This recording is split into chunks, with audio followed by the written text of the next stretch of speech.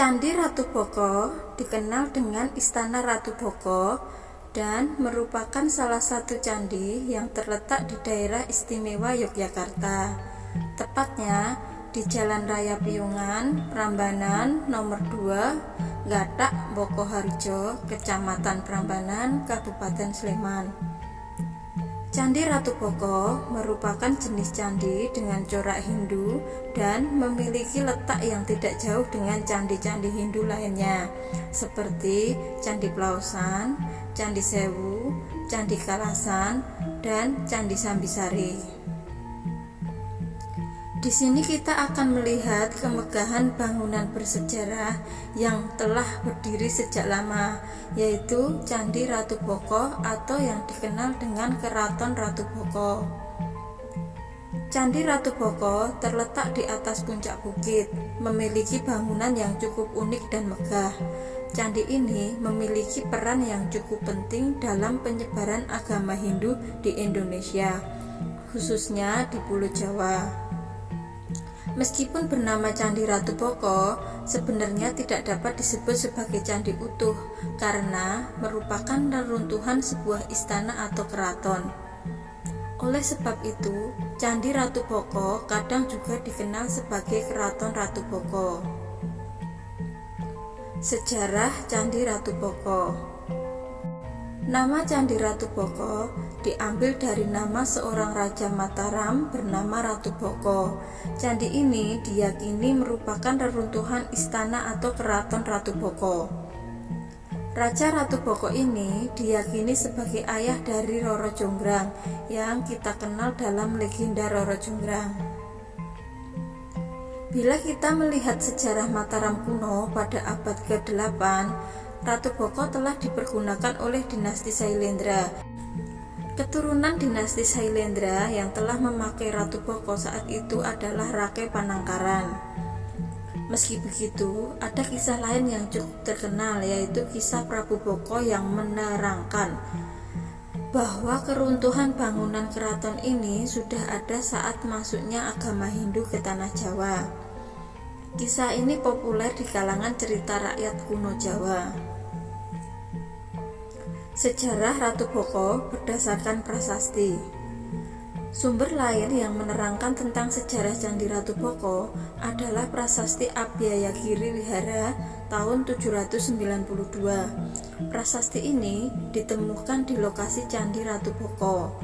Dalam prasasti Abhyayagiri Wihara ini disebut bahwa ada seorang tokoh bernama Teja Purnapane Panamkarana atau dikenal sebagai Raja Panangkaran, dan bangunan wihara yang di atas bukit yang bernama Abhyagiri Wihara. Abhyagiri Wihara sendiri memiliki arti wihara di bukit yang bebas dari bahaya. Dikisahkan bahwa Raja Rakai Panangkaran mengundurkan diri sebagai raja untuk mencari ketenangan batin dan fokus pada masalah keagamaan. Salah satu caranya adalah dengan membangun wihara yang dinamakan Abhyayagiri Wihara di tahun 792. Diketahui bahwa Rakai Panangkaran beragama Buddha dan wihara tersebut digunakan sebagai tempat ibadah agama Buddha. Dapat dilihat pula warisan corak Buddha di Candi Ratu Boko dengan adanya arca Dhyani Buddha. Meski begitu, terdapat pula corak agama Hindu di Candi Ratu Boko seperti arca Durga, Ganesha, dan Yoni. Arsitektur Candi Ratu Boko. Candi Ratu Boko ini berada di suatu kawasan yang luas. Candi Ratu Boko terletak di atas puncak bukit. Candi atau Istana Ratu Boko ini memiliki cukup banyak bagian bangunan, namun saat ini kawasan tersebut hanya berupa reruntuhan dengan sisa beberapa bekas reruntuhan bangunan keraton atau istana. Berikut adalah bagian-bagian dari arsitektur Candi Ratu Boko. Pertama, gerbang utama Candi Ratu Boko. Gerbang masuk ke Candi Ratu Boko terletak di bagian barat. Gerbang masuk sendiri terdiri dari dua jenis gerbang, yaitu gerbang luar dan gerbang dalam. Gerbang luar memiliki ukuran yang lebih kecil, sedangkan gerbang dalam merupakan gerbang utama candi yang berukuran lebih besar. Terdapat gapura luar yang disusun oleh 3 buah gapura paduraksa yang disusun berjajar. Terdapat gapura luar yang disusun oleh 3 buah gapura paduraksa yang disusun berjajar. Sedangkan di bagian dalam candi terdapat gapura utama yang memiliki 5 buah gapura paduraksa. Di gapura dalam atau gapura utama ini terdapat tulisan Panapwara. Panapwara ini merujuk pada Rakai Panapwara yang merupakan keturunan dari Raja Rakai Panangkaran. Rakai Panangkaran adalah salah satu penguasa keraton Ratu Boko. Kedua, Candi Batu Kapur, Candi Pembakaran dan Sumur Suci. Terdapat beberapa candi dalam kompleks Istana Ratu Boko ini. Terdapat Candi Batu Kapur atau Candi Batu Putih yang terletak di bagian timur laut. Candi ini dinamakan Candi Batu Kapur karena memiliki pondasi dari batu kapur. Bagian atas dari candi ini sudah tidak tersisa.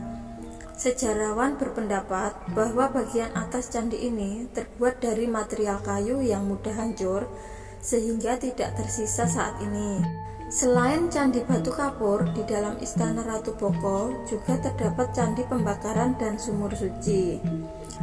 Candi Pembakaran adalah bangunan yang terletak di bagian depan sehingga kita akan melihat bangunan Candi Pembakaran saat pertama kali kita memasuki gerbang Candi Ratu Boko.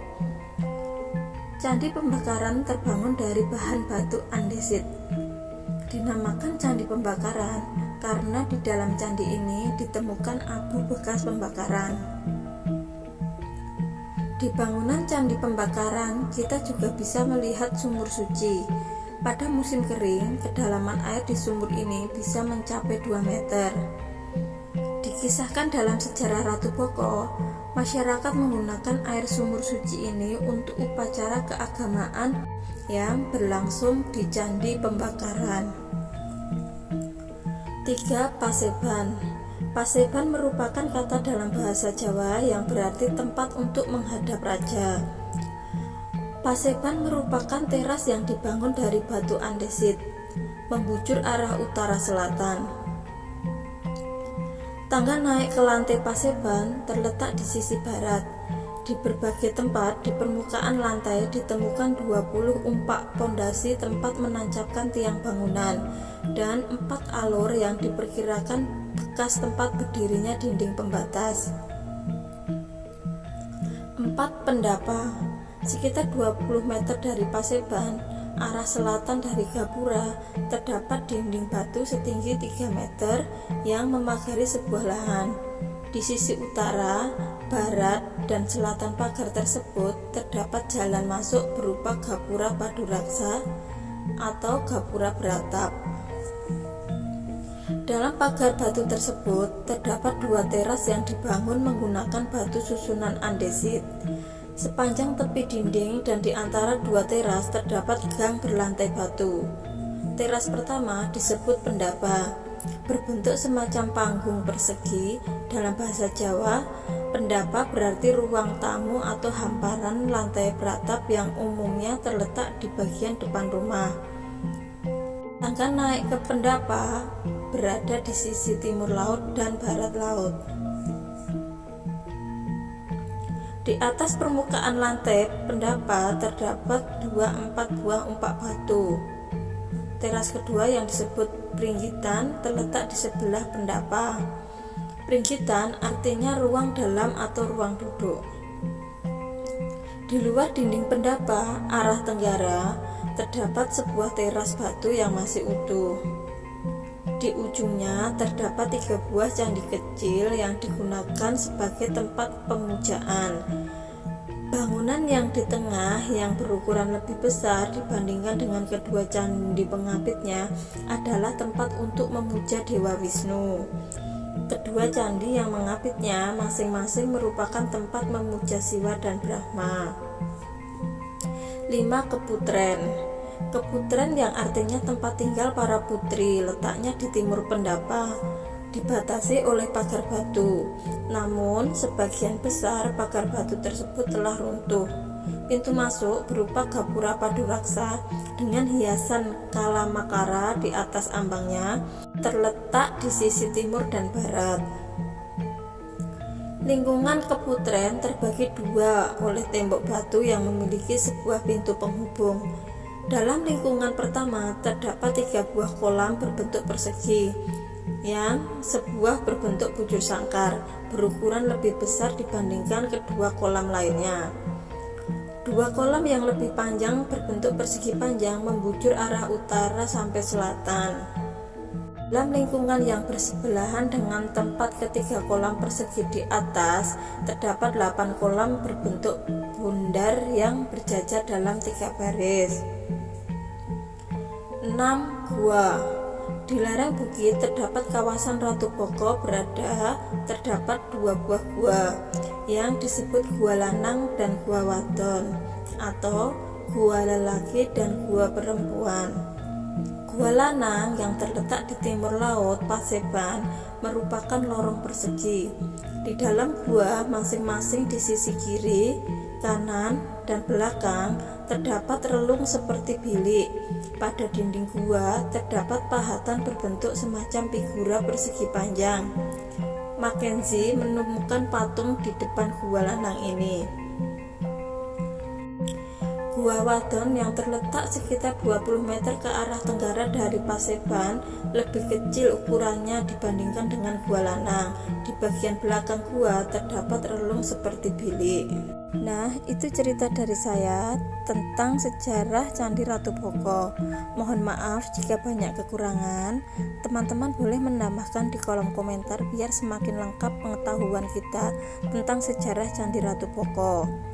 Jangan lupa subscribe, like, komen, dan share jika video ini bermanfaat. Matur nuwun.